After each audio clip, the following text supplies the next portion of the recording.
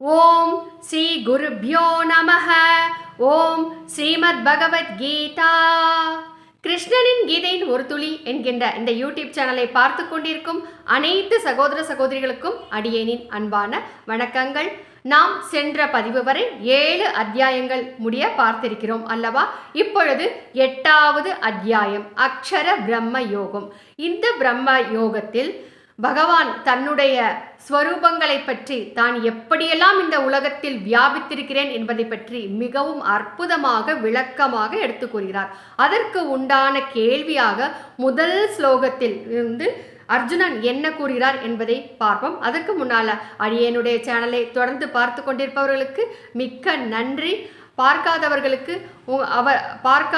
நிறைய பேர் இருக்கிறார்கள். உங்களுடைய உறவினர்கள் நண்பர்களுக்கு அடியனுடைய இந்த சேனலை பகிர்ந்திடும்படி கேட்டுக்கொள்கிறேன். சப்ஸ்கிரைப் செய்யாமல் பார்த்து கொண்டிருப்பவர்கள் செய்து கொண்டு கொஞ்சம் பார்க்கும்படி உங்கள் அனைவரும் கேட்டுக்கொள்கிறேன். இப்பொழுது அர்ஜுன உவாச்ச. அடியேன் பேசும்பொழுது கொஞ்சம் திக்குது இல்லையா? ஏனென்றால் அடியேன் சிங்கிள் ஷாட்டில் எடுக்கிற வீடியோவை அப்படியே தாங்க அப்லோட் பண்ணிகிட்டே இருக்கேன். நிறைய எடிட்டிங் பண்ணுறதுக்கு அடியனுக்கு நேரம் கிடையாது. அடியேன் தான் எல்லா வேலைகளும் செய்து கொண்டிருக்கிறேன். ஆகவே கொஞ்சம் பொறுமையாக பொறுத்தருளி கொஞ்சம் பொறுமையுடன் அடியனுடைய இந்த வீடியோவை பார்க்கும்படி கேட்டுக்கொள்கிறேன். இப்பொழுது அர்ஜுனன் என்ன கூறுகிறார் என்பதை பார்ப்போம். அர்ஜுனன் கேட்கிறார். 7வது அத்தியாயம் முதல் ஸ்லோகம்ங்க. அர்ஜுனன் கேட்கிறார், புருஷோத்தமா, அந்த பிரம்மம் என்பது என்ன? அத்தியாத்யம் என்பது என்ன? கர்மம் என்பது என்ன? அதிபூதம் என்ற பெயரால் எது அழைக்கப்படுகிறது? இது எது என்கின்ற போதே அக்ரிணை என்பது நமக்கு புரிந்துவிடும். மேலும் அதி தெய்வம் என்று எது சொல்லப்படுகிறது என்று கூறுகிறார்.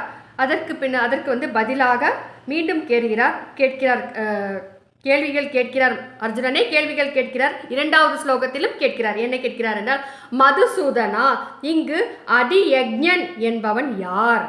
இந்த தேகத்தில் அவர் எப்படி இருக்கிறார்? மேலும் ஒன்றிய மனதோடு கூடியவர்களால் மரணத் தருவாயில் எவ்வாறு நீங்கள் அறியப்படுகிறீர்கள் என்று கூறுகிறார். மரணத் தருவாயில் யார் பகவானே நினைத்து உயிர் துறக்கிறார்களோ அவர்கள் நேராக முக்தியை அடைகிறார்கள். அவர்களுக்கு மறுஜென்மம் இல்லை என்பதை தொடர்ந்து பகவத்கீதையில் கூறிக்கொண்டே வருகிறார். பல பதிவுகளில் இதற்கான விளக்கங்களை கூறினாலும் மீண்டும் மீண்டும் அதே பலவிதமாக மக்களுக்கு புரியும்படியாக பகவான் எடுத்து கூறிக்கொண்டே வருகிறார். இப்பொழுது இந்த எல்லாவற்றிற்கும் விடை வரிசையாக பகவான் கிருஷ்ணர் கூறிக்கொண்டே வருகிறார். பகவான் சொல்கிறார். 3வது ஸ்லோகம், பிரம்மம் எனப்படுவது மிக உயர்ந்ததும் அழிவற்றதும் ஆனது என்பதை புரிந்து கொள்ள வேண்டும். அதன் சொரூபம், அதாவது ஜீவாத்மா, அத்தியாத்மம் என்ற பெயரால் அழைக்கப்படுகிறது. சராசரங்களின் இருப்பை உண்டு பண்ணுகின்ற படைப்பு, அதாவது கர்மம் என்ற பெயரால் அழைக்கப்படுகிறது. இதை இன்னும் சற்று விளக்கமாக பார்ப்போம். பிரம்மம் எனப்படுவது மிகவும் உயர்ந்ததும் அழிவற்றதும் ஆனது. இந்த பிரம்மத்தை பலவிதமாக சாஸ்திரங்கள் கூறுகின்றன. பிரம்மம் என்பதற்கு வேதம், பிரம்மதேவன், நிர்குண பரமாத்மா, பிரகிருதி, ஓங்காரம் என்று பல பொருள் உண்டு. அந்த பிரம்மத்தின் ஸ்வரூபம், அதாவது ஜீவாத்மாதான் அத்தியாத்மம் என அழைக்கப்படுகிறது. உடல், புலன்கள், மனம், புத்தி, ஜீவன், பரமாத்மா முதலிய தத்துவங்கள் எல்லாமே இதில் அடங்கும். சராசரங்களின் இருப்பை உண்டு பண்ணுகின்ற படைப்பை கர்மம் என அழைக்கிறோம்.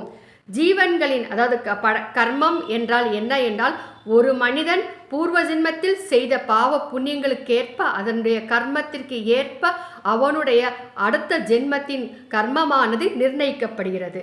ஜீவன்களின் பாவ புண்ணியத்திற்கு ஏற்ப பகவானின் படைப்பு, இதையே கர்மம் என்று கூறப்படுகிறது.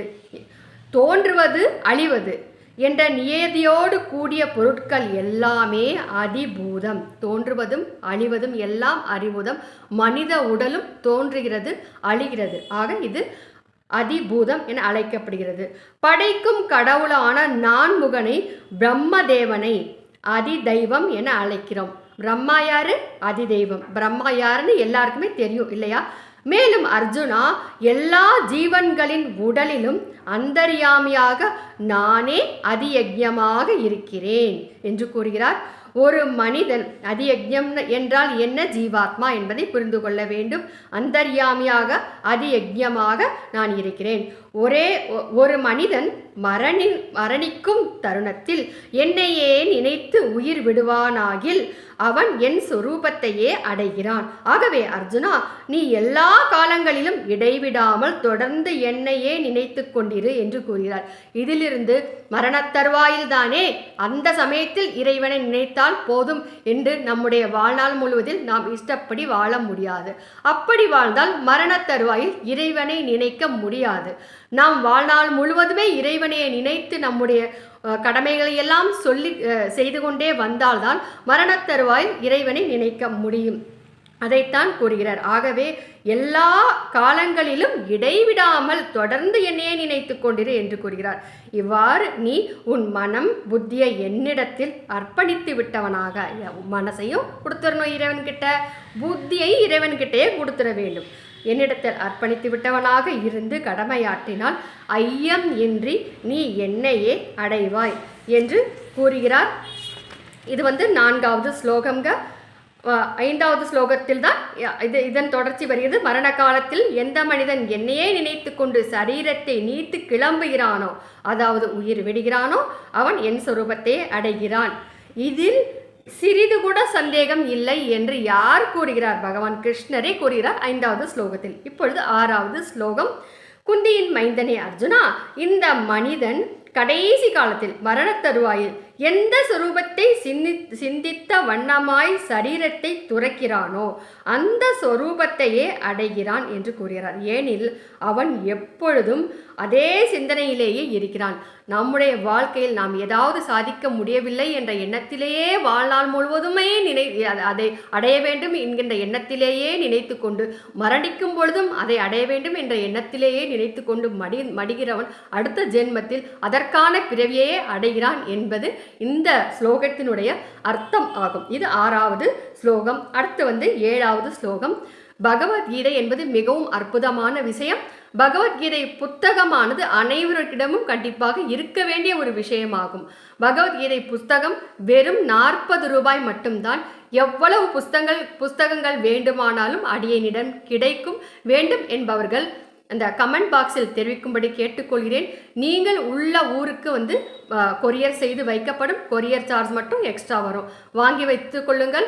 அடியேன் சொல்வதை புத்தகத்தை பார்த்து தொடர்ந்து நீங்கள் கேட்டுக்கொண்டே வரும்பொழுது உங்களுக்கு மனதில் ஆழமாக நன்றாக கீதை புரிந்து மனதில் பதிந்துவிடும். இப்பொழுது 7வது ஸ்லோகம். ஆகையினால் அர்ஜுனா, நீ எல்லா காலங்களிலும் இடைவிடாமல் என்னையே தொடர்ந்து நினைத்து கொண்டிரு. இப்போ சொல்ற எல்லா நேரத்திலையும் என்னையே நினைச்சு கொண்டிரு. அப்படியே நினைத்து கொண்டு போரும் புரிவாயாக. இவ்வாறு என்னிடத்தில் அர்ப்பணம் செய்யப்பட்ட மனம் புத்தியுடன் கூடியவனான நீ ஐயமின்றி என்னையே அடைவாய் என்று அழகாக கூறுகிறார். இப்பொழுது 8வது ஸ்லோகங்க. அர்ஜுனா, பகவானை தியானிப்பது என்ற பயிற்சியான யோகத்தில் ஈடுபட்டு வேறு விஷயங்கள் பால் செல்லாத மனதினால் பகவானையே சிந்தித்திருக்கும் மனிதன் மிகவும் உயர்ந்த ஒளி பொருந்திய தெய்வீகமான புருஷனையே, அதாவது சாக்ஷாத் பரமேஸ்வரனையே அடைகிறான். இது நியதி என்று மீண்டும் கூறியதே தான் கூறுகிறார். இருந்தாலும் திரும்ப திரும்ப கூறும் பொழுது நமக்கு மனதில் ஆழமாக படியும். ஒரு சில சமயங்களில் பகவத்கீதை கொஞ்சம் போர் அடிக்கும். இருந்தாலும் நாம் அதை கவனமுடன் கேட்டு அதன் பயனை கிரகித்து கொள்ளும் பொழுது அதனுடைய பயன் மிகவும், அதாவது அளவிட்டு சொல்லவே முடியாது. அப்படி ஒரு பெரும் அந்த பயனையும் நமக்கு நம்முடைய மனதில் இருக்கின்ற சஞ்சலங்கள் எல்லாம் தீரும். மனதில் எந்த காரணமே இல்லாமல் ஒரு டிப்ரெஷன், ஒரு மன அழுத்தம் ஒரு சிலருக்கு இருந்து கொண்டே இருக்கும். அதிலிருந்து விடுபட்டு வெளிவருவதற்கு எல்லாம் துணை புரிவது இந்த பகவத்கீதை தான். இப்பொழுது 9வது ஸ்லோகம். எந்த மனிதன் எல்லாம் அறிந்தவரும் அனாதியானவரும் தொன்மையானவரும் எல்லாவற்றையும் ஆள்பவரும் நுண்ணியத்தை காட்டிலும் மிகவும் நுண்ணியமானவருமான எல்லாவற்றையும் தாங்கி காப்பாற்றுபவரும் சிந்தனைக்கு எட்டாத வடிவம் உடையவரும் சூரியனை போன்று எப்பொழுதும் சைதன்ய பிரகாச வடிவமானவரும் அவித்யைக்கு மிகவும் அப்பாற்பட்டவரும் சுத்த சச்சித் அனந்தமயமான ஸ்வரூபமான பரமேஸ்வரனை நினைக்கிறானோ, யார் இந்த எத்தனை புகழுக்கும் உரிய அந்த பரமேஸ்வரனை நினைக்கிறானோ, பக்தியோடு கூடிய அந்த மனிதன் இறக்கும் தருவாயில் யோகத்தின் வலிமையினால் புருவங்களின் மத்தியில் பிராணனை நன்றாக நிலைநிறுத்தி தியானத்தில் அமர்ந்து புருவத்தின் மத்தியில் அந்த